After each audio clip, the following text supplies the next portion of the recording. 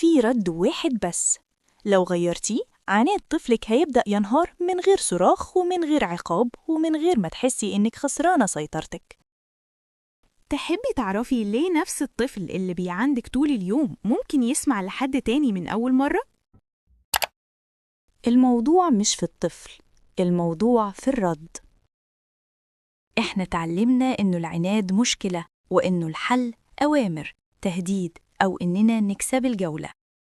بس الحقيقة اللي محدش قالها لك إن العناد مش سلوك، العناد لغة. طيب لو هو لغة، ليه بنرد عليه كأنه تحدي؟ خليني أحكي لك قصة جاتلي وقالت ابني عنيد بشكل مستفز، لو قلت لأ يعمل العكس فوراً. في مرة وهو لابس الجزمة قالت له يلا بسرعة وإلا هسيبك. هو بصلها، قلع الجزمة وقعد على الأرض. هي افتكرت أنه بيستفزها، بس اللي حصل كان حاجة تانية خالص. الطفل كان بيقول أنا مش حاسس إني مسموع. أكتر رد بيكسر العناد مش اسمع الكلام ولا دي آخر مرة. الرد اللي بيهدي هو أنا شايفة إنك رافض، احكيلي. عارفة ليه الجملة دي صعبة؟ لأنها بتسحب منك وهم السيطرة وبتدي الطفل أمان. خليني أسألك سؤال صادق، لما كنتي طفلة هل كان مسموح إلك تعترضي؟ ولا كنتي بتسمعي؟ اسكتي، ما تجادليش، أنا فاهمة مصلحتك. الطفل العنيد غالباً بيعمل اللي ما كانش مسموح لنا نعمله، علشان كده عناده بيوجعنا، مش لأنه صعب، لكن لأنه بيفكرنا بنفسنا.